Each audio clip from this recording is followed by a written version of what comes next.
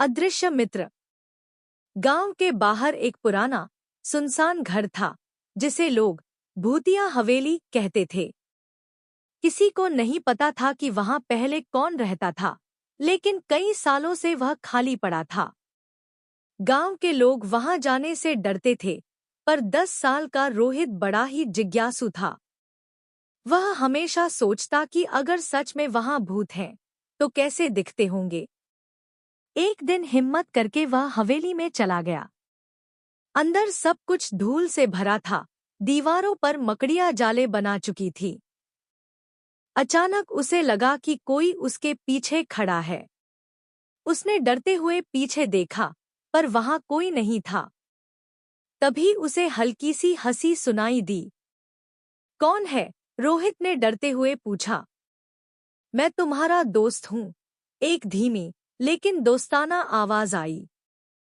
रोहित चौंक गया। लेकिन तुम दिख क्यों नहीं रहे? क्योंकि मैं अदृश्य हूँ, उस आवाज ने कहा। पहले तो रोहित घबरा गया, पर फिर उसने हिम्मत जुटाकर पूछा, अगर तुम भूत हो तो मुझे नुकसान क्यों नहीं पहुंचा रहे?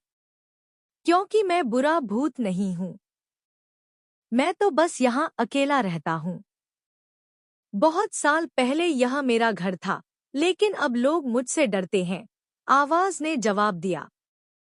धीरे धीरे रोहित और अदृश्य दोस्त की बातचीत होने लगी। उसने बताया कि उसका नाम अर्जुन था और वह बहुत साल पहले इसी गांव में रहता था।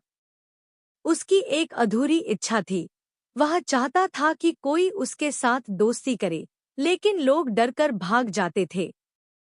रोहित को अर्जुन की बातों में सच्चाई लगी। अब वह रोज हवेली में आने लगा और दोनों दोस्त घंटों बातें करते। अर्जुन उसे कहानियां सुनाता, पहेलियां बुझाता और कभी-कभी हवेली में छुपा हुआ खजाना भी खोजने में मदद करता। कुछ दिनों बाद रोहित ने गांव के लोगों को अर्जुन की कहानी सुनाई। पहले तो वे नहीं माने, लेकिन जब उन्होंने देखा कि रोहित कभी नुकसान में नहीं पड़ा, तो कुछ और बच्चे भी हवेली आने लगे। अर्जुन अब अकेला महसूस नहीं करता था। एक दिन रोहित जब हवेली पहुंचा, तो अर्जुन की आवाज नहीं आई। हवेली के एक कोने में एक चमकता हुआ दीपक रखा था, जिस पर लिखा था, धन्यवाद मित्र, अब मेरी आत्मा मुक्त